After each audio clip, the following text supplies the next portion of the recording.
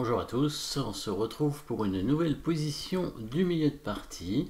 Ici les blancs ont une attaque très forte, en fait une attaque gagnante, avec leur dame très bien placée juste devant le roi, les tours aussi qui sont très bien placées. Alors la tour sur la colonne B qui contrôle la colonne ouverte, et la colonne F qui contrôle une colonne semi-ouverte, hein, très proche évidemment du roi noir, sans compter le fou aussi, très bien placé évidemment sur la diagonale du roi, et même le cavalier qui peut arriver en quelques coups en direction du roi. Donc on voit 5 pièces qui attaquent le roi noir, tandis que ce roi noir est un petit peu sans défense, étant donné que la dame noire est hors jeu, elle est loin du roi noir, elle est de l'autre côté de l'échiquier et a du mal à revenir, hein. Beaucoup d'opposition pour elle, hein. Il n'y a pas moyen de revenir immédiatement, même s'il y a un duo de pions ici qui est intéressant pour contrôler les cases, et ben la dame est quand même bloquée. Le cavalier non protégé, qui n'a pas beaucoup non plus d'endroits où aller, est très intéressant. Les deux tours noires qui ont beau être liées, ben, elles jouent un rôle pas très intéressant par la défense de la 8e rangée bien sûr.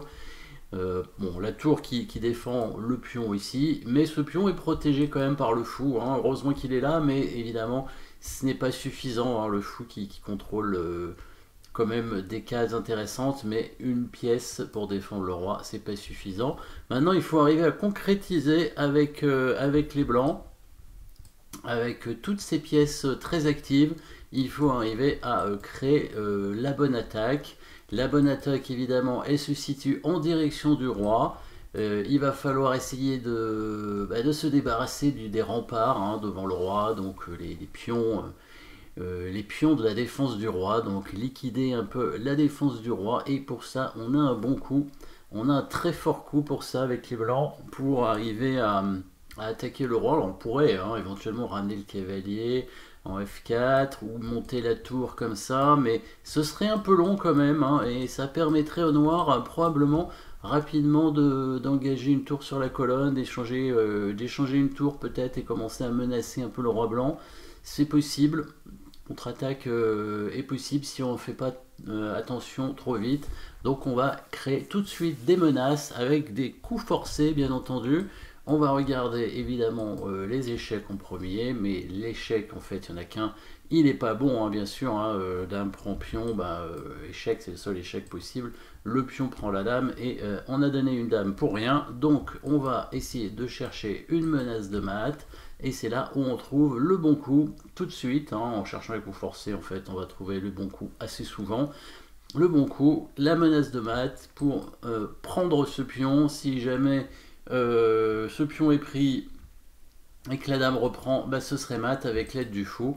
Donc on trouve le coup tour en F6, voilà, qui menacera donc la prise du pion en H6. Si jamais le pion prend la tour, on prend le pion ici sur échec, le roi est obligé d'aller ici et la dame viendrait en H7, échec et mat bien entendu. Donc la menace, hein, c'est de prendre ce pion avec la tour. Pour parer cette menace, alors les noirs ont la possibilité peut-être de bouger leur tour. Alors en bougeant leur tour, la tour celle-ci, hein, la tour en F8, ils auraient la possibilité avec le roi d'aller sur cette case, la case de la tour. Donc par exemple, on la met très loin, proposition d'échange de tour ici sur la tour blanche, tour B1, tour B8 pardon, et dans ce cas on pourra ramener le roi en F8, sauf que le roi noir sera quand même sous l'emprise du mat, puisqu'il y aura le fou, la dame et la deuxième tour qui va arriver après, donc le sacrifice de tour ici, pion prend tour, dame prend pion échec, le roi qui vient en G8. Donc là on voit, si la dame fait échec, le roi s'enfuit et on ne peut pas le rattraper. Par contre le fou peut donner échec, voilà. Donc ça c'est un schéma intéressant à retenir, hein, avec la dame et le fou. La dame qui contrôle ici pour l'instant la case du roi, le roi qui ne peut pas s'enfuir. Du coup on fait échec avec le fou pour l'obliger à revenir, parce qu'il n'a pas d'autre choix.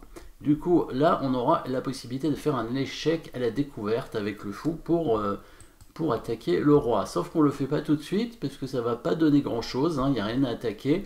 Et en plus, ce qu'on veut faire, c'est évidemment mater. Donc on veut éviter l'échange des tours ici. On va ramener notre tour sur la bonne colonne, celle-ci, la colonne F, et là on menace le mat hein, à nouveau. Et les noirs, je crois que c'est un mat imparable. Alors les noirs ne peuvent rien faire, par exemple, je ne sais pas ce qu'ils peuvent faire, ils peuvent essayer de ramener leur dame par ici. Voilà, le mat, en quelques coups ici, vous pouvez chercher, hein, bien entendu, à tout moment, hein, vous pouvez mettre la pause, bien sûr. Le fou qui vient donner échec en G6, échec à la découverte, c'est le mieux hein, ici.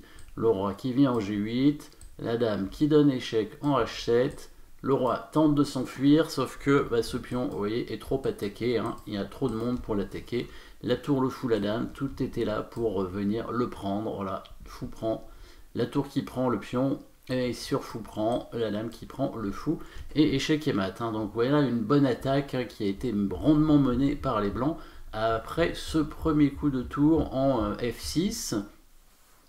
Les noirs ici qui vont trouver quand même un petit coup de défense intéressant, puisqu'ils vont bouger leur roi. Ça c'est une bonne défense, hein, le roi qui bouge, pour éviter du coup l'échec hein, de la tour. Maintenant, si la tour prend le pion, ce sera un petit peu différent, étant donné que, c'est pas un mauvais coup, hein, mais étant donné que le pion noir ici maintenant peut venir avancer pour essayer de bloquer le fou. Voilà, il avance de 2 cases, et du coup il bloque le fou, et il n'y a plus la menace de mat ici hein, sur la dame. Donc ça forcerait probablement la prise en passant, hein, avec le fou qui remenace du coup le mat en H7, mais la tour peut venir défendre. Et bon, l'attaque est probablement gagnante quand même, mais elle est peut-être un petit peu plus complexe à mener, même si a priori ça devrait pas être trop compliqué. Peut-être le cavalier ou la tour qui revient comme ça, toujours le passage en équerre hein, de la tour qui a l'air quand même assez difficile à défendre avec les noirs. Malgré tout, on va essayer de jouer le plus précisément possible, c'est-à-dire de laisser aucune chance à l'adversaire, étant donné qu'on a une attaque gagnante, on veut concrétiser de façon précise. Au lieu de prendre ce pion ici, on va tout de suite ramener la deuxième tour, c'est beaucoup plus fort. La deuxième tour qui revient ici en F1 pour soutenir l'attaque donc des blancs. L'idée maintenant, ça va être bah, de faire en fait, on va voir une petite menace.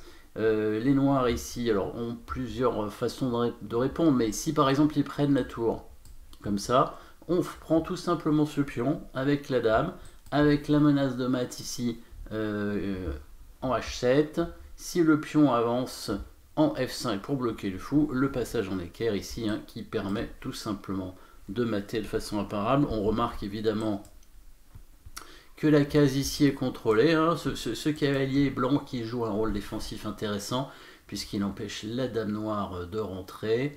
Et dans tous les cas, au pire, on pourrait couvrir l'échec avec le cavalier aussi. Alors ici sur le coup de tour en F1, on pourrait tenter par exemple d'amener le cavalier en 8 hein, pour attaquer la tour. Et l'idée des blancs, c'est simple, c'est tout simplement voilà, de prendre ce pion. Et après la prise, donc dame prend, menace de mat ici en H7. Et si le pion avance en F5, cette fois, maintenant le cavalier a bougé, on peut tout simplement prendre le fou hein, sur échec. Et si le roi bouge, par exemple ici, le cavalier qui peut arriver tranquillement avec menace de rentrer en H5 et probablement des menaces de mat hein, qui vont arriver avec le fou qui prend, avec la dame qui peut faire échec. Voilà, les noirs n'ont pas de contre-jeu. Encore une fois, la dame noire hein, est de l'autre côté de l'échiquier et là les pièces noires sont très mal placées. Alors sur ce coup de tour en F1, dans la partie, il a joué le coup de pion en C4. Pourquoi il a joué ça? Pour attaquer le fou probablement, pour essayer de ramener la dame aussi sur la diagonale peut-être. Et dans ce cas-là, les blancs n'ont pas hésité évidemment à prendre le pion en H6. Les noirs ont été obligés de reprendre hein, avec leur pion, hein, toujours cette menace de mat évidemment ici avec la tour. Et là, petit coup final très intéressant. Bon, plusieurs façons de jouer encore une fois. Hein. Je pense que beaucoup de coups mènent au mat dans cette position. On pourrait tout simplement prendre le pion. Hein. Probablement ça devrait mater aussi. Hein. Et sur le coup F5, on devrait amener faire un échec d'abord en G6 et ensuite amener la tour en équerre comme ça pour mater. en H3. Ouais, ça serait mat aussi assez efficacement.